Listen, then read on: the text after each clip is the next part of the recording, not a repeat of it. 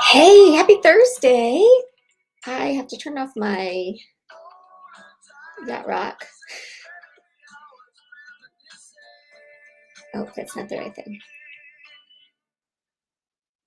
Okay. Hey, it's Jen, and we're going to hang out here live in our Grace Filled and Graceful group. And guess what? Today we are live only in this group. Okay, I turned off the what is it called? Streaming to YouTube because I wanted to make sure that you felt extra special, that you are the only ones that can see this live podcast. Anybody else that watches the video is going to be getting the edited version of it. So I thought that this would make this group feel extra special, that if you want to tune in for the lives on Thursdays at 10 o'clock Central, you're able to participate and send comments or questions that we can answer while we're together. And by the way, because I am using something called a StreamYard, in order for me to see who you are when you make a comment, I'll need you to click the little option above the video that allows StreamYard to talk to Facebook. Otherwise, I'll see your comment, but I won't know who's making the comment. And if you prefer it that way, that's fine too. I just want you to feel like there's a way for you to hop on and participate in our live podcasts. Now, this podcast is airing today. It is the 18th, and it will be up next Friday. So the day after Thanksgiving. Let me get myself situated here. It is super cold here in Dallas today. I feel really bad because I sent my daughter to school. She had what they're calling Living History Day. And so they go on site to a place that is kind of colonial time-ish, and they get all dressed up and everything. And I told her to wear something underneath her dress, and of course that would just mess it up, Mom. And so I still feel bad that it's very cold. And she didn't want to wear the bonnet because it would mess up her hair. So bless her over there in that cold air. And hopefully the Colonial Times Village has some heated gift shops or something. Okay, so we are ready to get started. I have lost track about which podcast this is because of how I record it, and then I edit it throughout the week, and then I post it. I think this is podcast 7, but it will say when it's actually posted, and you can listen to the shortened version of this. I believe anywhere that you download podcasts. So I think that's how I set it up. Okay, so I told you where I am. Let me tell you some other things that we have going on, and then I'll get into some fun things. Well, let me start here. I love Thursday mornings. Let me just say that. And I'm not feeling my best. Like, everybody in the house had a cold for the past, I don't know, it's been like 2 or 3 weeks. Like, each person is getting it. And I feel like it's like threatening right now. And I've been taking my vitamins, been getting good sleep and eating well and doing my best to exercise. Um, but you kind of still feel off. So but I was like, I got to do the podcast this morning. I love doing the podcast.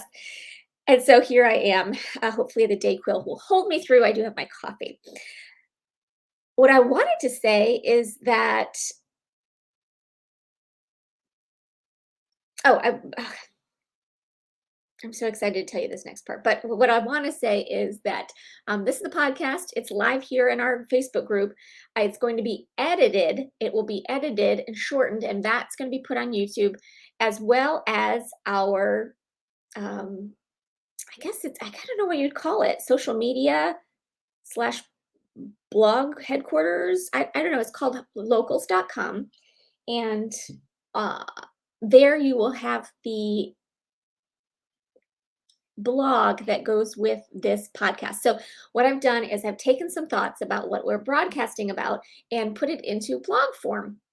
And I see myself as a writer first and foremost. And so that is why I decided to expand into that media. For those of you that love reading or love to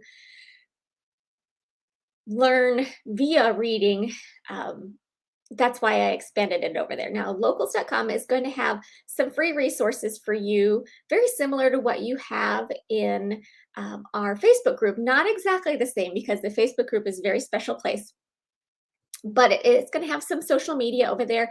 But the blogs, that is a, well, what is it called? Membership. So take a look at how Locals works. It's really fun and very simple and very affordable. So I invite you over to that. But the only place that you're going to have this live unedited version is here in our Facebook group. Okay, this is what I keep getting. I'm like nerding out about this. As I've been building my other business for 20 something years, 24 years, one of the things that I really love to bring to my customers, just because it's fun and silly and it allows you to have conversations about it, just lighthearted conversations. I decided I'm going to add this into the podcast. And I don't know if you want to call it a segment, you can tell I listen to other podcasts. But this segment is going to be at the beginning of the podcast, just because it's fun and silly and lighthearted. And and I say about myself, I'm not the funniest person, but it's nice to be able to give me some tools to help better express myself in a funny manner. So no, you're probably going to be, you have access to this podcast on the podcast the platform starting November 26th, which is the day, it's Friday, the day after Thanksgiving. And I would love to know from you, are you a Black Friday shopper? Like, do you line up at Target before the sun comes up to get XYZ?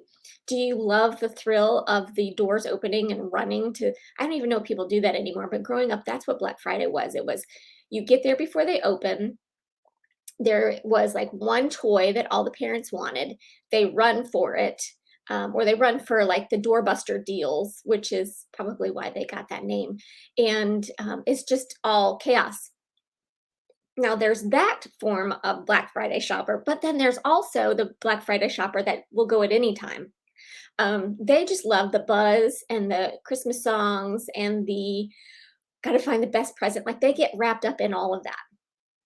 And that's how my in-laws, they love, I don't know that they necessarily go in on Black Friday, but that's like something they love to do. They love to all go out together and like wander the mall and just pick out presents for each other and try to dodge each other so that you can't see what the other person's doing. And you know what? In fact, I just remembered they like to do it last minute. They like to do it like the day before Christmas. But that's kind of how their family works. Now, our family here, I did do Black Friday just to get out of the house when the kids were a lot younger, but I only did that, it took 2 years. The first year I was like, "This isn't fun," because I thought, let's get out and enjoy the buzz, the Christmas music, um, the joy, the ho ho hos of the holiday season. But then what I found is that, at least maybe here in Dallas, people were out that didn't want to be out. Like they were pulled along, like their mom brought them along. So these people were not jolly. They did not want to be there. The stores were a mess. Um, and then I had to keep track of two young kids with a bazillion people around. So I realized Black Friday right now and during this portion of my life that this is not what I wanted it to be. So that I forgot the first year. So the second year I was like, "Ah, never doing this again."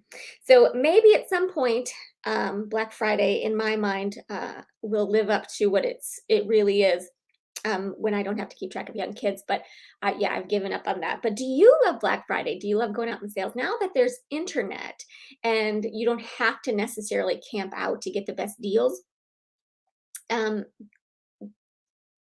I see like, okay, I want a deal, then I'll just log on and go, I can stay in my jammies. But some people really love to go out. So I would love to know from you, which, if any of those things is something that you like. Now, I have started Christmas shopping early this year only because I've heard little snippets. I don't watch the news, but I have heard little snippets about um, some uh, some things may not be readily available because of shipping issues. So anything that we thought might be rough to get a hold of, we ordered early. So I know some people are done with Christmas shopping already, but we have some more to do, but definitely not everything. So that leads me into November 26th. This is when this will drop on all of the podcasting platforms. I looked up what is November 26th, and as far as like little known holidays.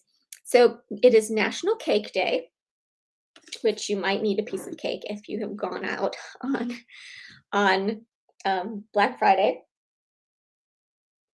It is Black Friday, and I think that a lot of people know what that means. Black Friday gets the name because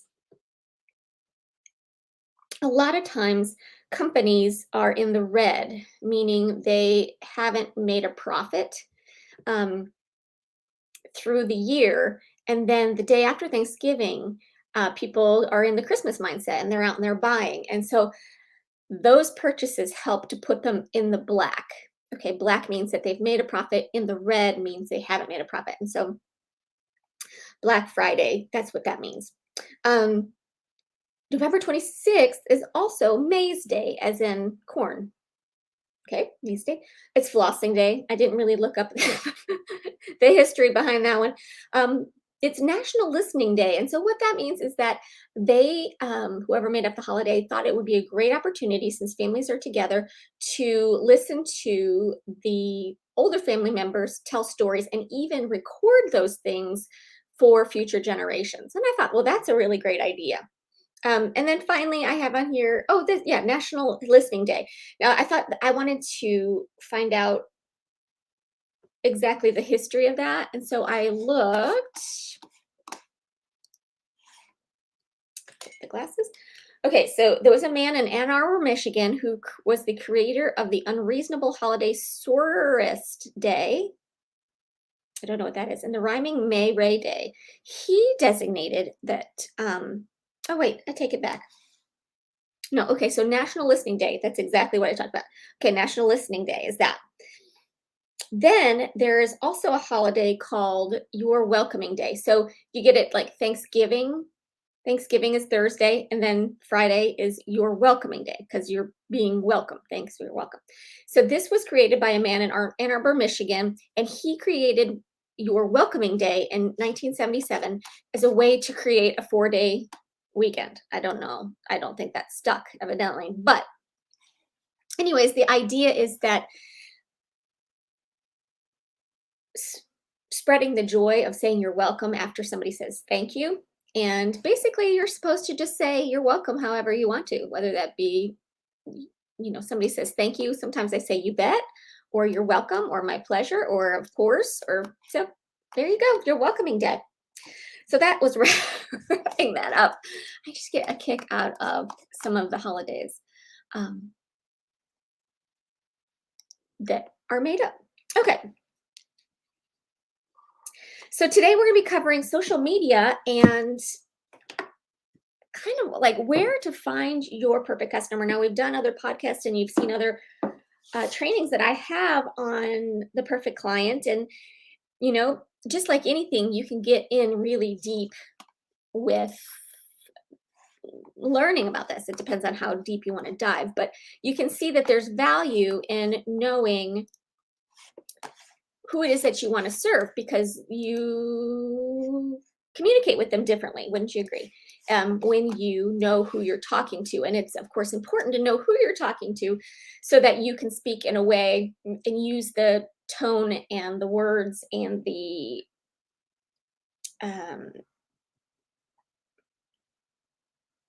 information that you need to in order to catch that perfect customer's ear, so to speak. And when my experience with this is I have worked in a company where everything until just the past couple of years has been face to face. And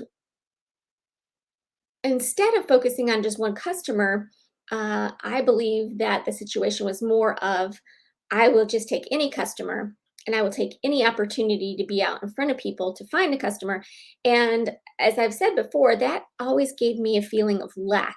Like I just needed anybody to buy my product. I just needed anybody. And so any opportunity locally that I could find to put me in front of people in a way, I could tailor myself and my what I was selling to that group. And now that I kind of have a different perspective, I can see how that slowed down my progress a lot because I was changing constantly.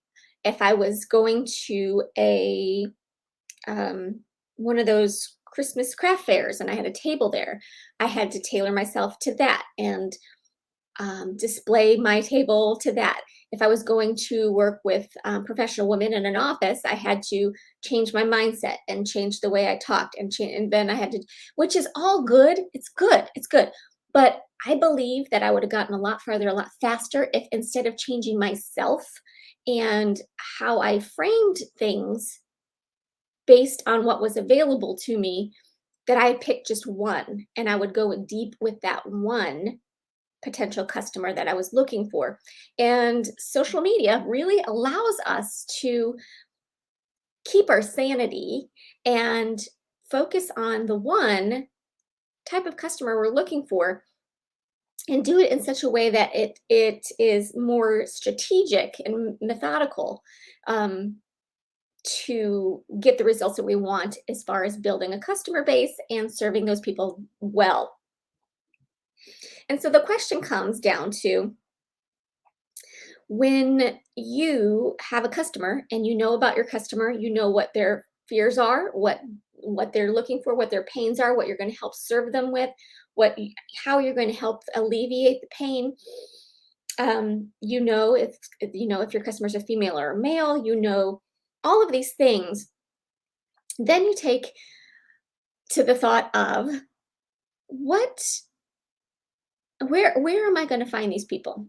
Okay, so I had to make the switch in my mind of I'm going to go out to meet people, which as an introvert was very challenging to me. I got good at it. I never really enjoyed it, but it was just something I felt like I had to do. But then when I realized that a lot of these things are available to me online and I can create magical relationships with people that I want to serve who want me to serve them, and I can keep it all localized but have a far reach. I knew that there was something to that, that it aligned better with who I was and how I worked. And I could get my mind around the fact that I choose the customer I want to work with, which gives me a whole more enjoyable experience, wouldn't you agree, than just taking anybody. Okay. Um, so it may be the same with you as it was with me. My introduction to social media came through Facebook. I think there was a place called MySpace. That may be the first place that I really understood kind of the structure of social media. I never had, did I have a my, I don't think, I know, I never had a MySpace account. And I think I've only heard about that through my nieces who are, I think they're two generations. They're two generations younger than me. So I I identify as a a Gen Xer. I was born in 1975, and that was very tail end. Sometimes people say that that's not even Gen Xer, that's Gen Y, but um, I kind of click with the experience that a lot of Gen Xers had growing up. And so my nieces, I believe, are more millennials. So there's Gen X, Gen Y, then millennials, then Gen Z, and now the kiddos that are right now, my kiddos, they're known as the Generation Alpha. So you start over. After you get to Z, you start back over again. The reason why I'm saying this is because your perfect customer, chances are she is in a particular generation. at least for right now. And things change in business, and perhaps you're getting really good at serving this particular kind of customer, and then you can expand.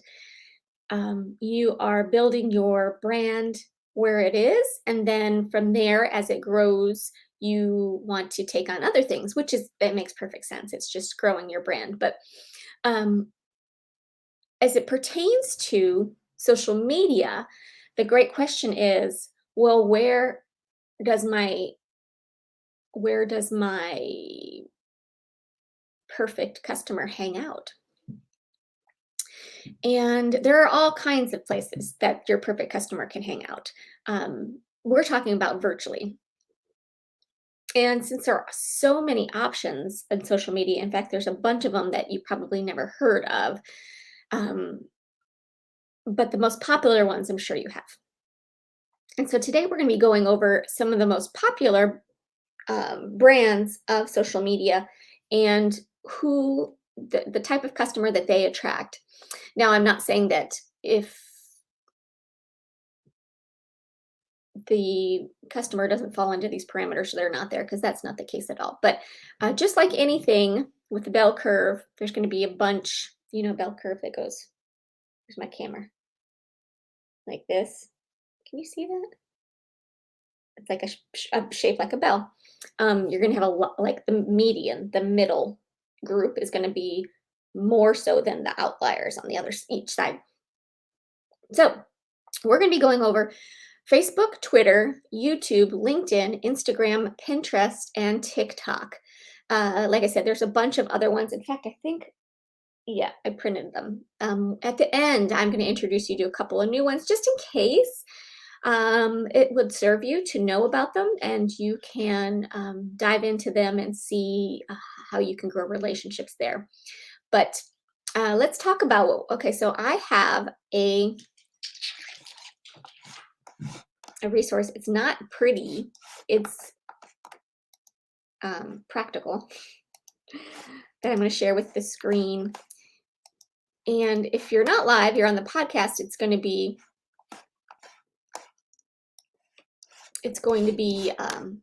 attached. It's going to be in the show notes.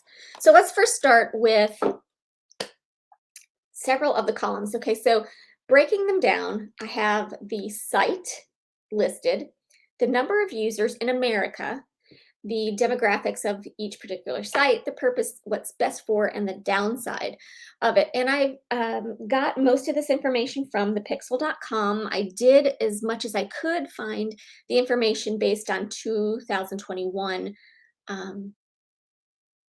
statistics. So let's get started. Okay, so Facebook, this I would say is the most well known, and I would say that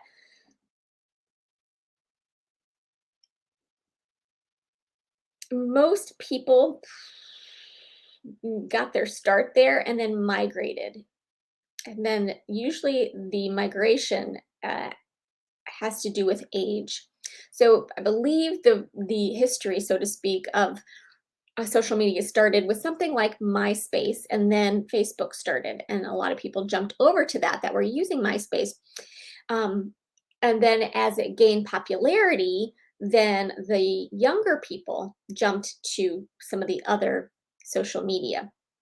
Because Facebook, according to the statistics that I found, 221 million users in America, most of them, slightly more than half, are female, and the ages are 25 to 54, but really leaning more toward the older. Okay, so if your perfect customer falls between that, chances are they probably have a Facebook account, and then it doesn't say how many people are actually using their Facebook, but that's kind of what you got. It. This is Facebook is for building relationships, and all the way that it's created, all the options that it has helps you to build relationships, which in a business, that's important. So it's important to take advantage of a social media that helps you to build relationships. It's best for building brand loyalty. Now, the downside is it has limited reach. Now, what does that mean? It means that only the people that you are friends with, quote unquote, friends with, can have access. That doesn't mean that all of them are seeing what you're putting out there, but they have access to seeing. So they have to be friends with you in order to see that.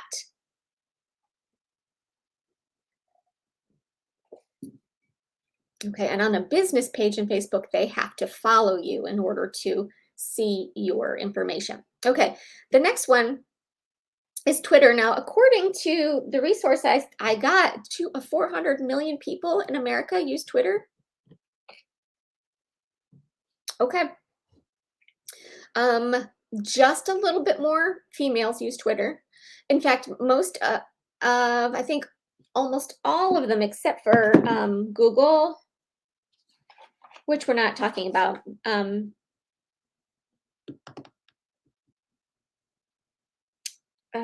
are female dominant. Most, usually it's just a little bit more than half, are females on all of the social media things that I researched, which makes sense because women are more about connecting than men are in general. Okay, so Twitter, 400 million people use it in America. A little bit more females use it than men. And the largest category in the Twitter universe for age range is 15 to 34. So it's a younger thing. The purpose is to share news and articles and to create conversation. It's best for a public relationship. The downside is, this is why I don't use Twitter, because it is meant to be a communication, to offer a communication that is in little snippets, like a tweet, like tweet, tweet, tweet, just little snippets. And so you can only type in 140 characters or less. And so I have found it to be frustrating because my brain doesn't think in Twitter language in 140 characters or less. I'm more of a storyteller. I like to use great words. And so my form of communication doesn't really align with Twitter. And the people that I'm looking to serve aren't really there. YouTube, 197 million people in America. Most of the people, it's a big range from 18 to 42. Really, anybody that's looking for how to do something uses YouTube because Google sends them there.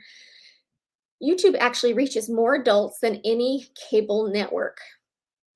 It's all about brand awareness in the service industry.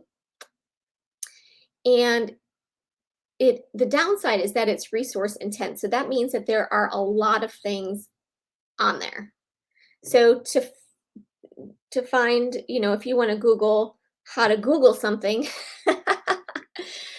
there's probably hundreds of things. So the resource it's a great resource for people that are looking for information, but for the creators, you have to be really unique in order to get the growth that you want, because a lot of people use YouTube as a way to grow. Okay, the next thing is LinkedIn. LinkedIn is more, in my brain, and probably yours, they may know if I'm wrong, is more of a networking thing for business people. So 178 million people are on LinkedIn in America. Most of them are female, 60%, and this is ages 30 to 49. So in the key years of people building their business experience, building their work life. They're not right out of college. They have been experienced in the workforce, and they are using it. I kind of look at it like a resume, as a way for people to highlight their skills. A lot of recruiters are on there to find people with certain skills to try to recruit them into their company. But it's also great for business to business. It's just something that's best for lead generation, retail. Oh, wrong thing. Sorry, business to business development, and yes, business to business development. They're mainly, the purpose is for news and articles and conversation about those things. The downside is limited interactions. Again, the only people that can see what you're posting are those people that are connected to you. Okay. Instagram. And I'm actually pretty new in the world of Instagram. It's been less than a year that I mean, I've had an Instagram account since really early, but I never did anything with it because I didn't know how to use it. But now that I'm using it a little bit more, 133 million, which is less than Facebook. Instagram is owned by Facebook, which is owned by Meta, which is a new name for Facebook. You probably saw that in the news. But Instagram, 133 million, ages 18 to 29, so a younger demographic. Just slightly more females use Instagram. It's great for building relationships and conversation. It's great for, see how this is different than Facebook. Facebook is building brand loyalty. Instagram is lead generation, retail, art, food, and oh, I did not spell that. Entertainment, that should say entertainment and beauty business. And this is incomplete. Instagram used to be images only, but now focuses mainly on video. According to their own words, they focus mainly on video. So let's update this in real time. Oh, look, you can watch it go. I will put video heavy. Okay. Okay, Pinterest. Okay, so for the longest time, I didn't even think of Pinterest as social media because I got onto Pinterest when it was like, I got onto it when you had to be invited. Like, I heard a lot of people talking about Pinterest, and I was like, "Oh, I want to be," and then I saw how much time Pinterest could take. I love the idea of organizing things and making little scrapbooks of things and ideas and sharing and all of that, but I was like, I would just spend way too much time on that. So maybe, I don't know, maybe when I'm older, I'll do that. Um, okay, 200 million people on Pinterest, ages 18 to 35. More females, 30 and 61%. It's a scrapbooking type of a purpose, but it's also can be used for lead generation and mainly is clothing and art and food business. That those are the main things that it's for. Now this is image only, very specific demography. I guess that I never really used that word before. Demography versus other things. Demographics, demography. I guess that's the word. Okay, those are the downside because it has some limitations on that. And then finally, before we get into some other things that you may not have heard of that may benefit you, actually, TikTok. TikTok is probably one of the newer versions of social media, and it has 80 million US members. And then this you can see is the youngest of all of them. Twitter starts at 15, but TikTok starts at 16. So it's very similar, younger audience to 24. 24 is like as far as it goes up. It's 80% female, which I think is the highest female rich one that I looked into. The purpose of TikTok is self-expression using short videos. So if you've ever seen a video of somebody lip syncing somebody else's words and or they're dancing or anything along those lines, there's a lot of editing. Some really crazy things happen with the video. Possibly this is TikTok. It is also very Instagram has its reels, which are very similar, but TikTok is just the short film, and that's building brand loyalty. And what might be the downside of TikTok is this. I mean, if you have a brand that you're looking to cater to people that are older than 24, a TikTok account might really not be necessary. So it's a much younger demographic. So if you're not looking for that, then it's limiting. The other thing that I have seen as far as making these videos, I enjoy doing them. In fact, on my Instagram, a lot of my posts are the short reels. There are even a couple of TikToks. But it's intimidating. Some people don't want to appear on video. Some people, the idea of creating this short video with editing and lip syncing and or dancing and or all of this stuff. You don't have to dance, by the way, to get your message across. But some people find it really intimidating. And so I put for the downside creativity. If you feel like you don't have any creativity or you're intimidated by the idea of video or having to edit video or any of that, that can be a downside for that particular thing. So why did I bring this up? I brought this up because I wanted you to know a little bit more about the platforms so that you can, and this is so important, just pick one. Just pick one. We're keeping it simple, right? We're serving the customer. Get really, really, really, really, really, really good at just that one platform. And as you start to see your numbers grow, your sales grow, and you are setting aside money um, for like assistance, um, help, delegation, that is something that can be delegated and should be delegated, really. Get really great at one version of social media that speaks to where most of your clients are going to be hanging out in a way that's you, and work it in a way that's you. And then as things grow and you're making your money and you're setting aside whatever percentage to pay people to delegate to, that's when you can start to expand to multiple things. But does it really make sense for somebody who serves a baby boomer to have a TikTok account? Really, no. Unless you're spreading into something else. So I hope that gave you a great insight and that it was freeing to know that you don't have to be everywhere, because that is truly, I mean, it's like each one of these social media branches has almost its own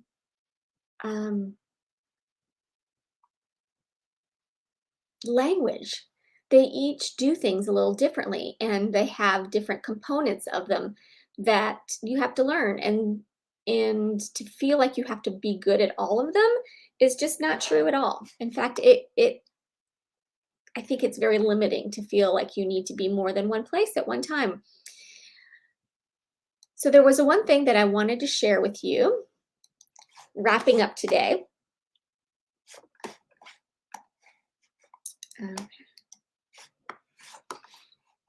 Do I have it on my...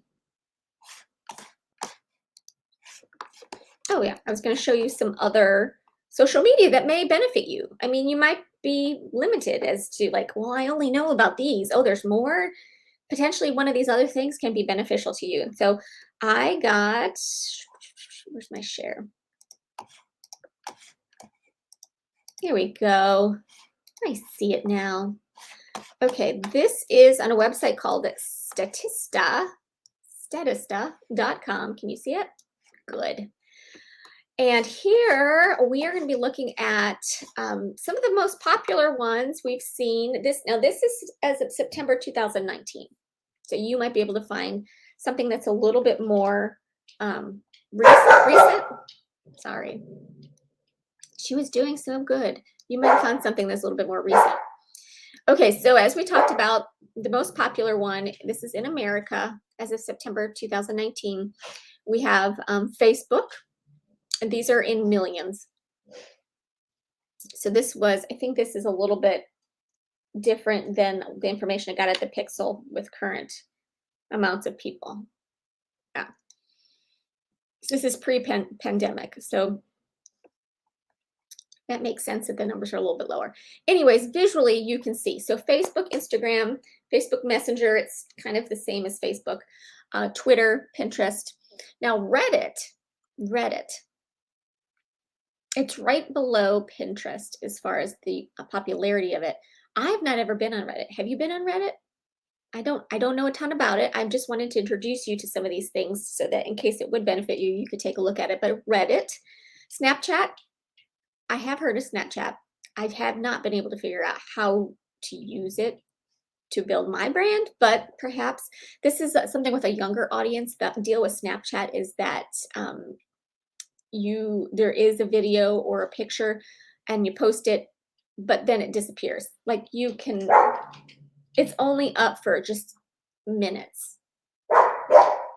So WhatsApp, I've never used that, although I think I know some people who do. Messenger by Google, that's the one that I was looking at that is mostly a male. So 67%. Tumblr, Discord, chats for games. So if you are a gamer, then you probably already know about it. Google Hangouts, Group Me. Okay, so I've done some Group Me, and I didn't really know that that would be considered social media, but you're talking with people through it. So we have used it, like moms have used it to communicate to groups vocally. Kick, never heard of Kick, but there you go. TikTok, Skype. I guess there's two different forms of TikTok, the main one and the regular one. I don't know. Telegram, Line, Google Plus, and WeChat. Okay, and these numbers, if you're seeing them, have to do with